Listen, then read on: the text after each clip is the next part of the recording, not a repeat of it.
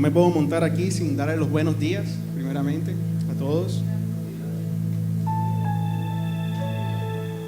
Bueno, iglesia, una gran responsabilidad tengo delante de Dios de traer la palabra. Así que les pido que por favor me ayuden en una oración.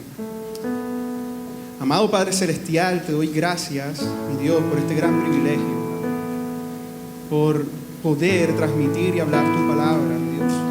Te pido, mi Rey, que no sean palabras mías las que hoy se mencionen en este lugar a tu novia, Padre, sino que sean tus palabras. No permitas que mi lengua, mi Dios, maltrate o vaya en contra de tu palabra en este día. Sé tú guiándome, mi Dios. Sé tú hablando por medio de mí. Te lo pido, mi Dios, en el nombre de Jesús. Amén y amén. Bueno, como decía el pastor, hoy vamos a hablar de Santiago. Así que por favor me acompañan a Santiago, capítulo 3, del versículo 1 al versículo 12. Bueno, antes de entrar en la palabra, quería que recordáramos el contexto por el cual se ha escrito esta carta de Santiago. Y este es un contexto en el cual la iglesia está en persecución. La iglesia está esparcida en el mundo conocido hasta ese momento. Así que la iglesia está pasando grandes persecuciones.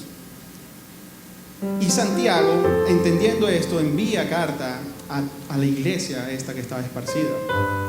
Pero si nosotros vemos y leemos Santiago como lo hemos hecho hasta el día de hoy, vemos un hilo conductor, el cual Santiago comienza abordando esta situación de persecución, que estaban pasando momentos muy difíciles la iglesia, que estaban siendo perseguidos, maltratados, puestos en la cárcel, azotados. Y Santiago es lo primero que aborda y comienza a decir a la iglesia que piden sabiduría al Señor, que es una prueba de fe. Eso es lo que nos introduce Santiago en el capítulo 1. Nos dice y nos motiva a que no seamos de doble ánimo, sino que seamos personas de fe que en verdad creamos en Dios. También Santiago sigue el hilo conductor y nos comienza a hablar de la fe, de que la fe de nosotros tiene que ser una fe que produzca obras. Esto nos muestra que Santiago comienza a tocar primero un tema externo, que es la persecución, que es una prueba de fe, pero también comienza a tocar un tema interno en nosotros, porque también hay una lucha en nosotros con la fe. Comienza a tocar el corazón, comienza a tocar nuestra manera de expresar nuestra fe. Y ahí comienza Santiago a entrar como un bisturí cada vez más profundo en nuestros corazones. Y a ver que solamente nuestros problemas no son externos, sino también internos. El propósito de esta carta es enseñar a los creyentes a vivir su fe de manera práctica. Al mismo tiempo, llevar a que los falsos creyentes sean confrontados con su situación. Algunos eruditos han llamado a esta carta el evangelio del sentido común. Uno de los aspectos relevantes es la confrontación de la llamada pecados inofensivos.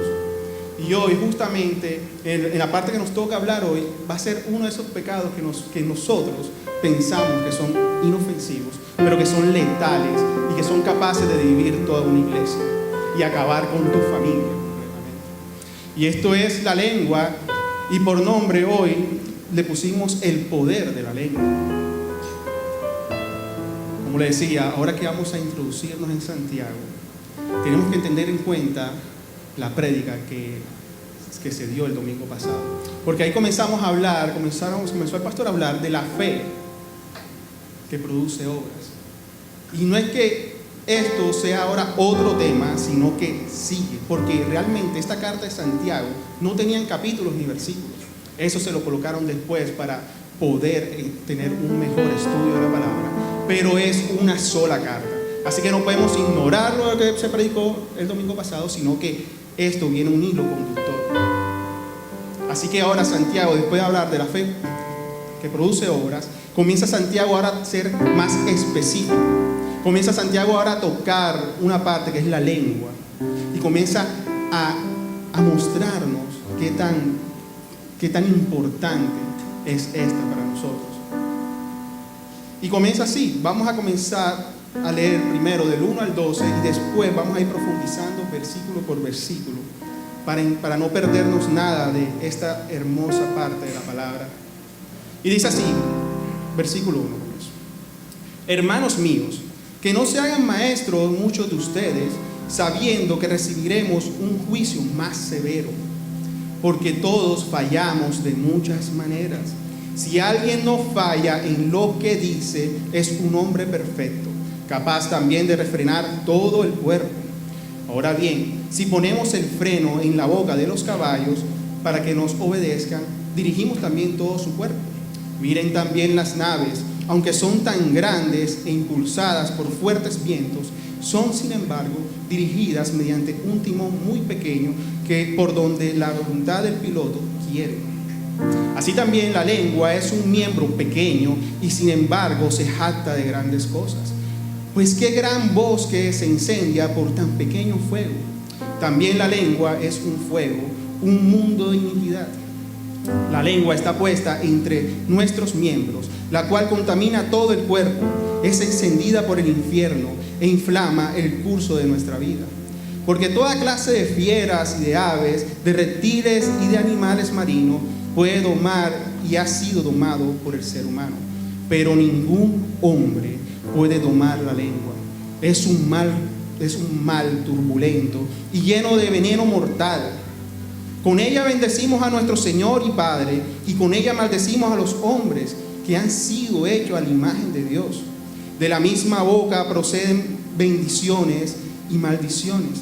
Hermanos míos, esto no puede ser así. ¿Acaso una fuente echa agua dulce y amarga por la misma abertura? ¿Acaso, hermanos míos, puede una higuera producir aceitunas o una vid higos? Tampoco la fuente de agua salada puede producir agua dulce. Wow. Creo que está muy claro lo que Santiago está interpretando aquí. Pero vamos ahora a tocar tema por tema de lo que Santiago dice, y uno de los temas principales, y es de lo que nos habla desde el versículo 1 al versículo 2, es de la responsabilidad de los maestros. Dice así: hermanos míos, que no se hagan maestros muchos de ustedes, sabiendo que recibiremos un juicio más severo, porque todos fallamos de muchas maneras. Si alguien no falla en lo que dice, es un hombre perfecto, capaz también de refrenar todo el cuerpo. Santiago aquí está confrontando, está diciendo: cuidado, no se hagan muchos maestros. Y es que en ese tiempo la iglesia estaba esparcida y era muy común que comenzaran a nacer estos maestros en los cuales eran muy ligeros con la palabra de Dios. Así que Santiago está confrontando a estos hombres. Y esto lo podemos ver en todas las otras cartas. Por ejemplo, en la carta de Corintios podemos ver que se comenzaban a levantar falsos maestros. Santiago le dice: cuidado, porque tendrán un juicio más severo. Esto es una exhortación para aquellas personas que intentan levantarse en la iglesia, pero con motivaciones contrarias. Lo hacen con una motivación de ser exaltado, con una motivación de vanagloria. Y esto lo lleva a buscar siempre los aplausos de las personas.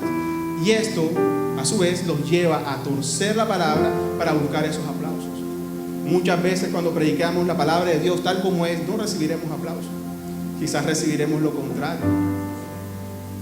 También se levantan con motivaciones de enriquecerse por la palabra. Y también pasa lo mismo. Comienzan a torcer la palabra y comienzan a quitar el enfoque de Dios y lo llevan a las riquezas. Hoy en día he visto una cantidad de falsos maestros. No van a creerme que una vez vi que se levantó un falso maestro, una pastora atea en una iglesia bautista.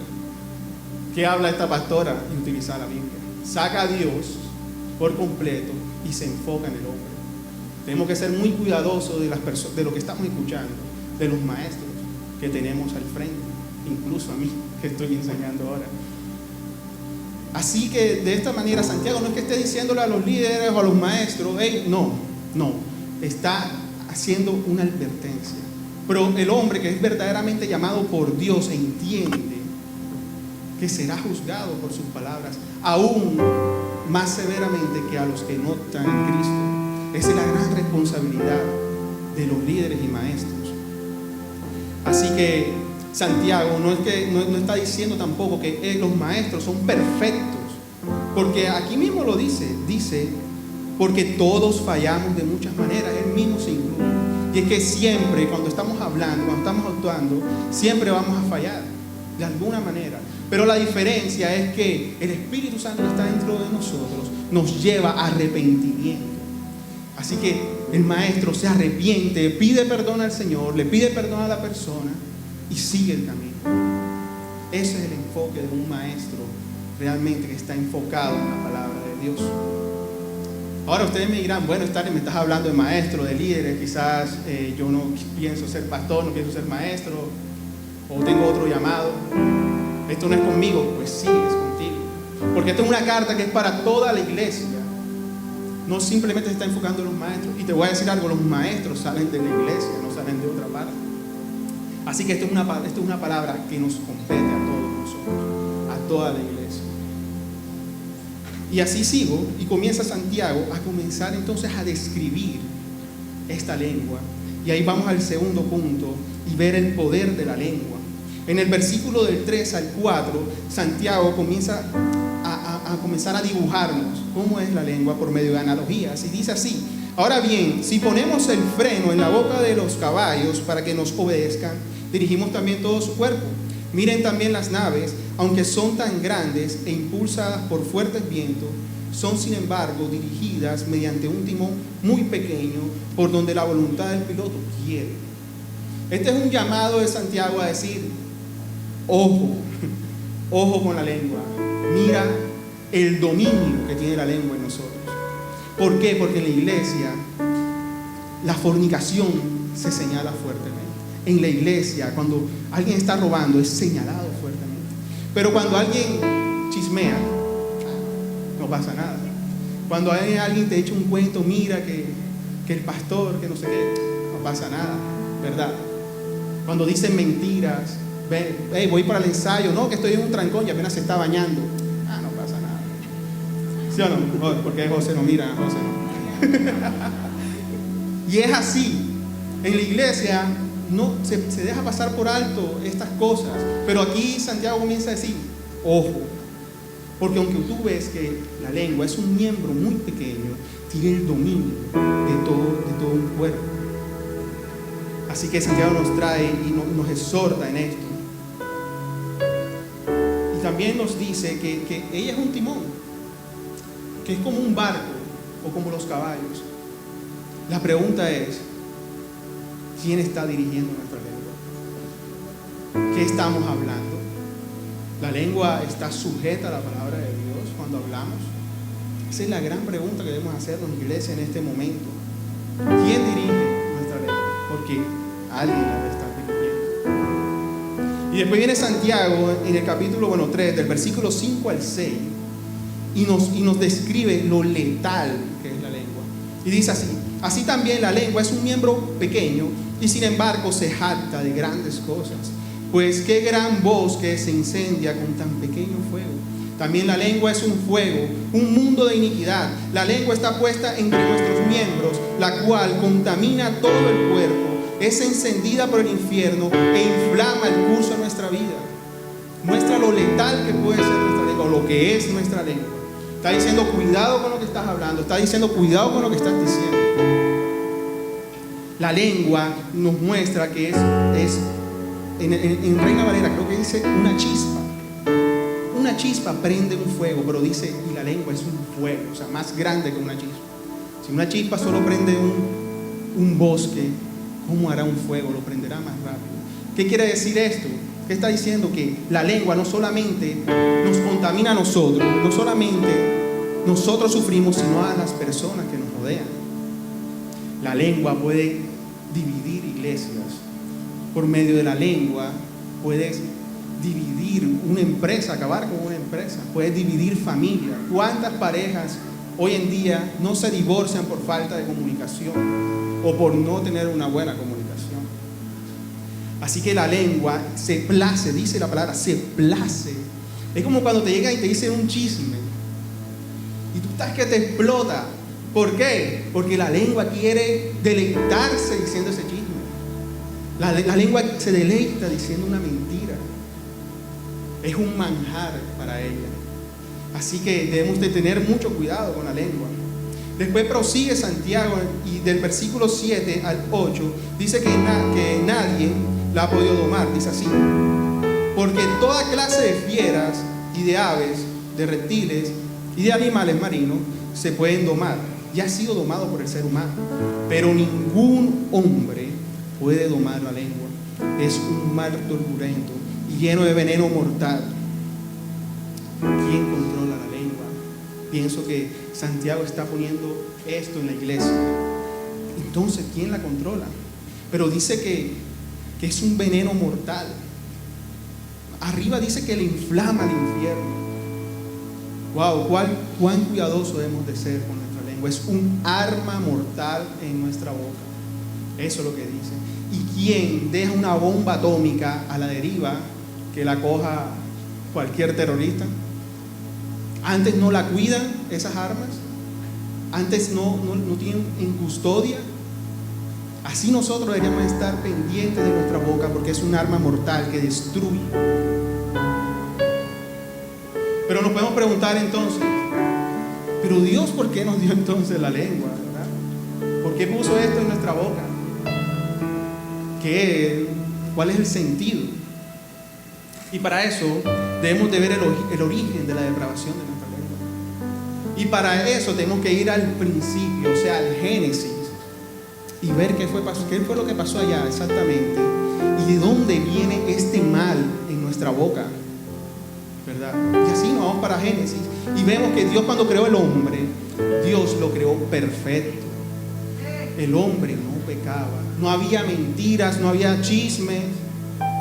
Eva no andaba chismeando con Adán, y todo lo que salía de su boca era para la gloria del Señor, porque Dios creó la lengua para proclamar su verdad y glorificar su nombre. Esa es la verdad, porque nosotros somos hechos a su imagen para darle gloria a Él. Ese es el verdadero diseño que Dios hizo. Pero ¿qué pasó? Veamos cuándo fue la primera vez en que se dijo una mentira en la creación del Señor, en el Edén. Y para esto vamos a leer Génesis, capítulo 2, del versículo 16 al versículo 17. Y esto lo vamos a leer para comenzar a tener el contexto, ver la primera vez que se dijo una mentira. Y dice así: el Señor comienza a darle unas instrucciones a Adán y a Eva y le dice: y el Señor Dios ordenó al hombre que, leámoslo y grábenselo, que todo árbol del huerto podrás comer, pero del árbol del conocimiento del bien y del mal no comerás, porque el día que de él comas, ciertamente morirás. Ahora, por favor, acompáñenme a Génesis capítulo 3 del 1 al 7. Hasta aquí todo iba bien. Y es así, dice: la serpiente era más astuta que cualquiera de los animales del campo que el Señor Dios había hecho. Y le dijo a la mujer: con que Dios le ha dicho, no comerás de ningún árbol del huerto.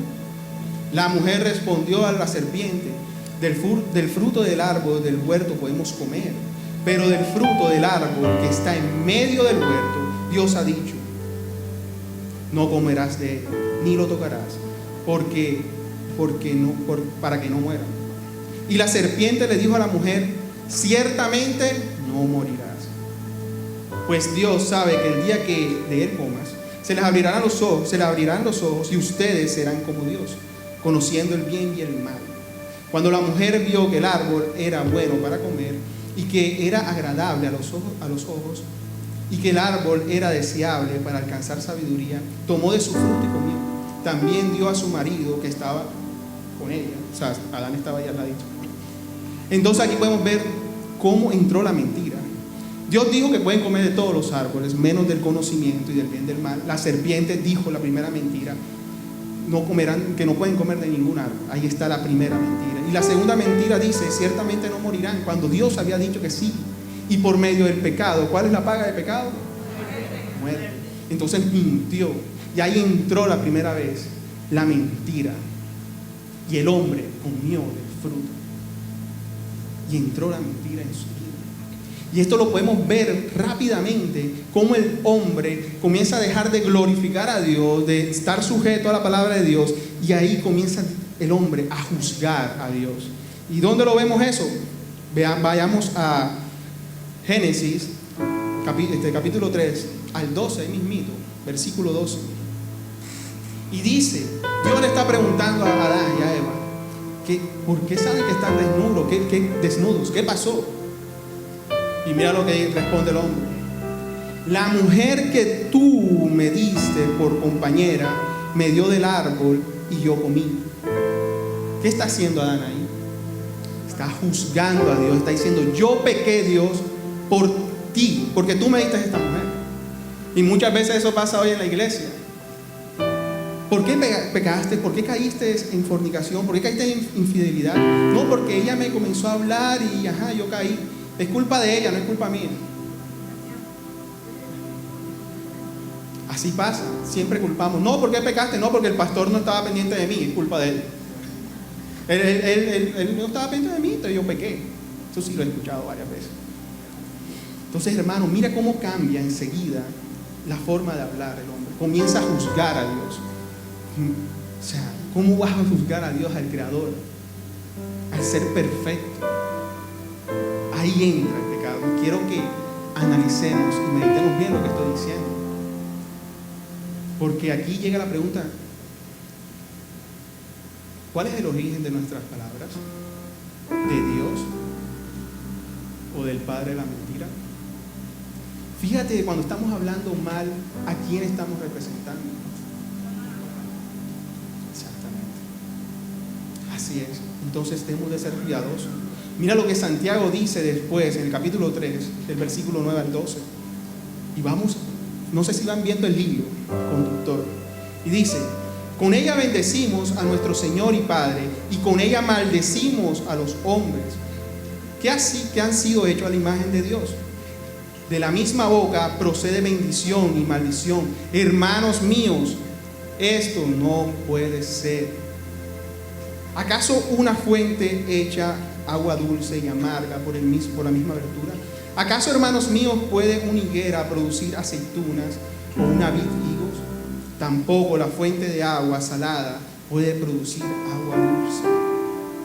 Debemos de comenzar entendiendo que nuestras palabras no están siendo de gloria al Señor solamente, sino que también nosotros están habiendo palabras que provienen del Padre de la mentira. Así que tenemos palabras de la serpiente también en nosotros. Esto nos debe llevar a nosotros a un arrepentimiento.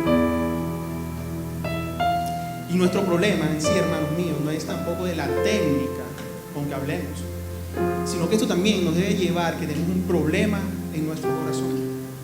Dice Lucas, capítulo 6, versículo 45. El hombre bueno, del buen tesoro de su corazón, saca lo que es bueno. Y el hombre malo, del mal tesoro, saca lo que es malo. Porque de la abundancia del corazón, habla la boca, o habla su boca. Y mira, quiero que veamos las obras de la lengua de muerte. Y que usted ahí interiormente medite y diga, ¿cuál de estas tengo? Si por favor me ayuda Paola con las obras. Ahí están las obras. Y pueden haber muchas más. La mentira, el chisme, división y contienda, la vulgaridad, denigrar al prójimo, la grosería, la lengua que es inmoral, la lengua que es sarcástica, la lengua que habla con doble sentido, la lengua que es manipuladora, la lengua que es egocéntrica. Y mira, quiero decirte algo con este tema. Cuando nosotros hablamos, estamos siendo, y hablamos de esta forma, con mentira y chisme, estamos siendo como unos representantes de la serpiente. Y esto no queda para nosotros mismos, sino, como dice la palabra, es un fuego que se expande rápidamente. Cuando tú hablas una mentira a un hermano o a cualquier persona, tú estás siendo como la serpiente, estás tentando a esa persona. La estás tentando a que tú le dices esa mentira y esa persona repite esa mentira y repite esa mentira. Entonces comienzan a ellos también a pecar, como la serpiente hizo con Adán. El chisme, tienes el chisme, lo compartes con otro y le pones una carga a esa persona. Porque ahora esa persona quiere expandir el chisme también y lo metes en condenación. Así la división, la contienda, cuando comienzan a hacer grupos. ¿No has visto cuando comienzan en las horas de almuerzo de las empresas, los que están trabajando en la empresa, y en las horas de almuerzo todos se reúnen a hablar de qué? Del jefe. El jefe si es malo, el jefe no sé qué. Hermanos, nosotros como cristianos deberíamos estar siendo partícipes de eso. ¿Por qué? Porque entra el pecado en nosotros y nos tienta también a hablar mal de las personas. La vulgaridad. Hermanos vulgares. Hay una vulgaridad que he visto en muchos hermanos, que es la que comienza con AM y termina con A y no es mamá. Ustedes saben cuáles son. Y se les sale y la dicen. Yo digo, hermanos, tengo que ser muy cuidadosos como estamos hablando. La grosería, ser inmoral, ser sarcástico. Yo puedo decir que en ocasiones he sido sarcástico. Ya sea jugando, no es el diseño del Señor eso. Hablando de un doble sentido, ser manipulador. En algún momento hemos sido manipuladores. O sea, que tú manipulas a tu esposa o esposa que tú manipulas a tu esposo. Somos manipuladores, eso es diabólico. Y ser egocéntrico. También yo en algunas ocasiones he caído en ser egocéntrico. Y lo digo aquí abiertamente porque a mí también me ha dado duro esta palabra. Porque cuando estaba haciendo la palabra, pasaron situaciones y yo y mi esposa, ojo con lo que estás, la enseñanza que estás haciendo. Y es que cuando comenzamos a estudiar la palabra, esto nos comienza a dar luz a nosotros. Entonces hay cosas que nosotros dejamos pasar por alto, pero cuando tú estudias la palabra, comienzas a dar cuenta que cuántas cosas estamos fallando con nuestra boca. Y eso me pasó a mí. Yo pensaba que yo hablaba súper bien, pero no. Mi boca en muchas ocasiones ha pecado y Dios me ha traído ahora a esto. El Espíritu Santo me ha llevado a arrepentimiento. Y esto debe cambiar. Y los frutos de la lengua de vida son los siguientes. Verdad. Por favor, Paola, ayuda. Los frutos de la lengua de vida son verdad, amor, hablar y exhortar con amor. Mucha gente piensa que exhortar es darle duro con el látigo. No, es exhortar con amor. Bondad, justicia, compasión, misericordia, bendecir al prójimo, afirmar al prójimo. La lengua es amable, es educada, es apacible. Dice Proverbios capítulo 18, del versículo 20 al 21. Con el fruto de su boca el hombre sacia su vientre, con el producto de sus labios se saciará. Muerte y vida están en poder de la lengua, y los que la aman comerán de su fruto. Hermano, tú vas a comer el fruto de la lengua perversa, mala, o vas a comer del fruto de la lengua que da vida. Y la pregunta es, ¿cómo es nuestra comunicación diaria, iglesia? Y quiero entrarme y meterme a sus casas, a la casa de cada uno. Y de esta forma voy a hacer la pregunta a las esposas. ¿Cómo le hablas a tu esposo, mujer? Cuando tú estás haciendo el aseo, estás haciendo una actividad en tu casa, y estás barriendo, trapeando o haciendo cualquier actividad, y tú ves a tu esposo ahí allantado en el mueble con el celular viendo Instagram, viendo un partido y riéndose de la vida, y con la ropa tirada por todos lados. En ese momento, ¿tú cómo le hablas a ese esposo? Le dices: mi amor, mi vida, luz de mis ojos, hombre de Dios, hecho a la imagen del Señor, varón, tú que eres como Cristo, y que yo me sujeto a ti.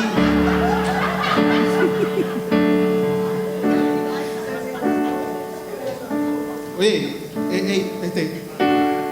en 1 Pedro 3:6 dice que Sara trataba a Abraham y le decía: mi Señor. Así que lo que estoy diciendo, tenemos problemas aquí. ¿Será que se le puede placer en ayudarme a hacer los quehaceres? Así me habla mi esposa. Mira cómo se ríe ese helado.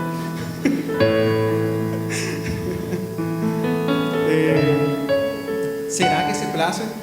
O tu esposo, cuando viene tu esposa y se acerca a ti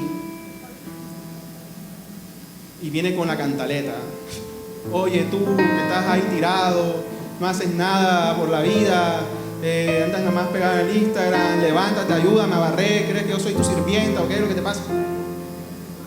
¿Cómo le hablas tú a esa mujer? Le dices, amada mía, tú que eres de doble honor, tú que eres heredera del cielo conmigo, tú que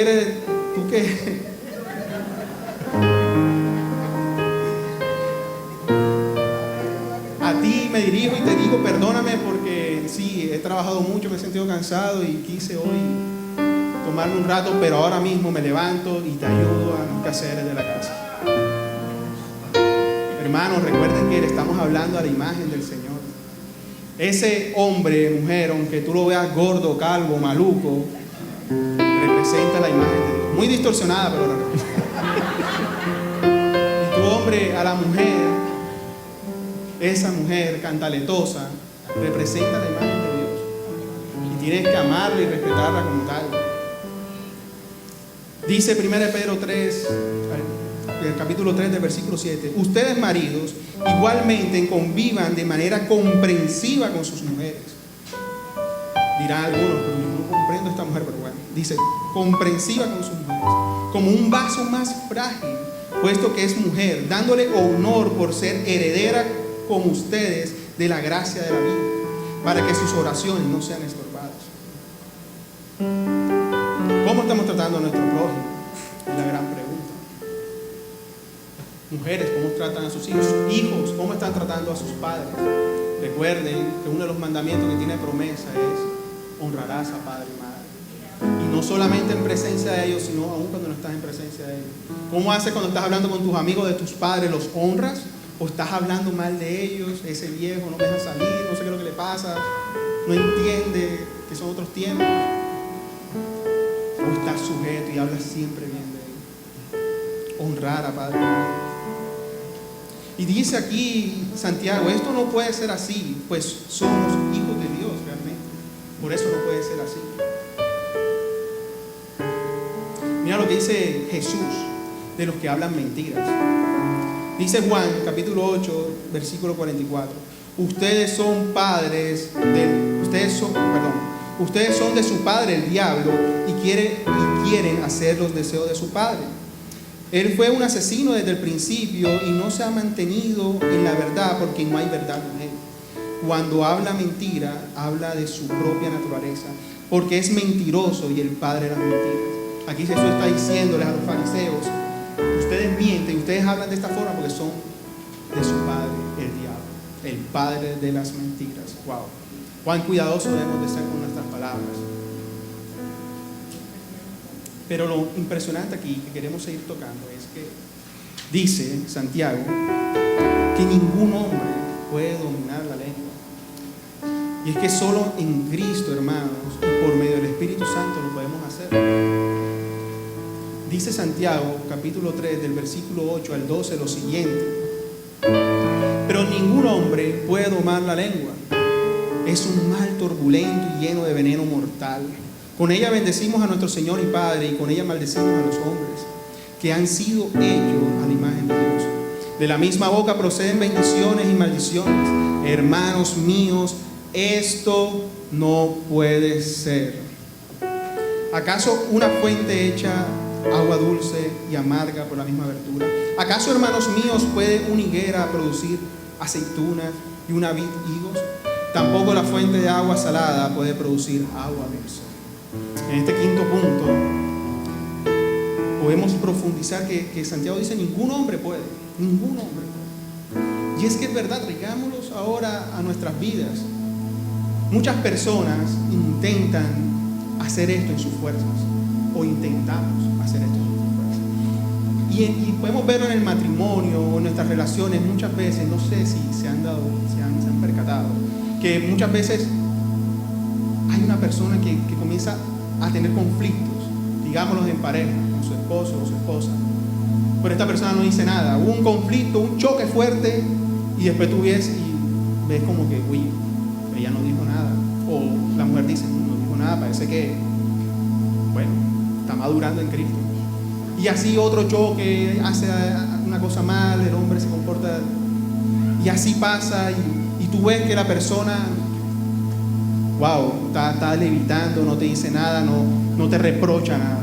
Pero llega un momento, y esto pasa mucho en los matrimonios, donde esa pareja, esa persona explota. Y no sé si ustedes lo han visto, pero viene esa persona y te sale y te dice: en los años 1600 tú no me abriste la puerta del carro y no fuiste caballeroso.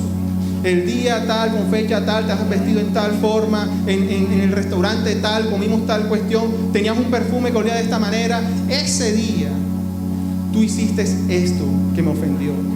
Y tienen fechas, horas, lugar. ¿Por qué? Porque estas personas intentaron y guardaron esto en su ser. Y esto comenzó a traer resentimiento. Y este resentimiento comenzó a volverse la fuente de la cual la lengua se alimenta para hablar palabras que destruyen. Y así se acaban los matrimonios. Tú ves un matrimonio y ves al hombre normal y después, no sé, yo pensé que todo estaba bien, pero ella ahora me ha sacado una lista. O él me ha sacado una lista. Así pasa, hermano mío. Entonces, ¿por qué esto pasa? Porque nosotros en nuestra fuerza no podemos dominar nuestra lengua. No se puede. Y aquí Santiago es enfático.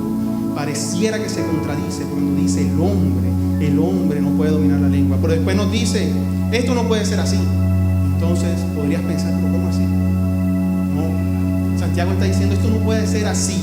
Porque tú, hermano mío, tú que dices que es cristiano, y aquí es donde tenemos que ver la fe que produce obras.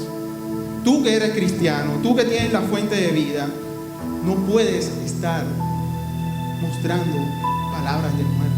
Lo dice aquí. ¿Acaso una fuente hecha agua dulce y amarga por la misma abertura? Santiago está llamando y está hablándonos que nosotros como cristianos no podemos hablar palabras de muerte. ¿Y por qué no podemos hablar palabras de muerte? Porque nuestra fuente es Cristo. Dice Juan capítulo 15, el versículo 5: yo soy la vid, ustedes los sarmientos. El que permanece en mí y yo en él, en ese da muchos frutos, porque separado de mí nada pueden hacer. Y Santiago aquí utiliza, ¿acaso, hermanos míos, puede una higuera producir aceitunas? Está tocando lo mismo que Jesús hace. ¿Qué le está diciendo? Estás pegado a la vid. Tu corazón está pegado a la vid. Recuerda que la abundancia del corazón habla la boca. Entonces, ¿cómo está tu corazón? ¿Está pegada a la vid verdadera? Cristo es la vid verdadera. Porque si estás hablando palabra de muerte, entonces tenemos que reevaluarnos. ¿Qué está pasando en nuestro corazón? ¿En quién está inclinado? Y Jesús, miren lo hermoso que es la palabra. Jesús es la verdad. Miren, vamos a leer con tranquilidad esto que vamos a leer en Juan capítulo 1, el versículo 1 al 5. Y lo cogí de la NTV porque puede ser más claro para nuestros ojos. Y dice así: en el principio la palabra ya existía, la palabra estaba con Dios y la palabra era Dios. El que es la palabra existía en el principio con Dios. Dios creó todas las cosas por medio de Él y nada fue creado sin Él. La palabra le dio vida a todo lo creado y su vida trajo luz a todos. La luz brilla en la oscuridad y la oscuridad jamás podrá apagarla. Mira lo que te está diciendo. Por medio de la serpiente, hermano mío, vino la mentira y con ella vino la muerte. Pero Dios envió a su propia palabra, la palabra de vida, la palabra de verdad. Y en Él vino, se hizo carne, murió por nosotros y ahora nosotros tenemos vida eterna por medio de su palabra. No sé si me estoy haciendo entender. Porque el ladrón vino a matar, a robar y a destruir. Jesús dijo: yo, la palabra, he venido a darles vida y vida en abundancia, hermanos. Si esta es la palabra de verdad que ha venido a nosotros y ha muerto en la cruz del Calvario, esta es nuestra fuente de verdad. ¿Cómo rechazarla si ella es la que nos da vida, la que nos ha rescatado de la muerte, de la mentira del diablo? Él es el Dios Salvador, Redentor.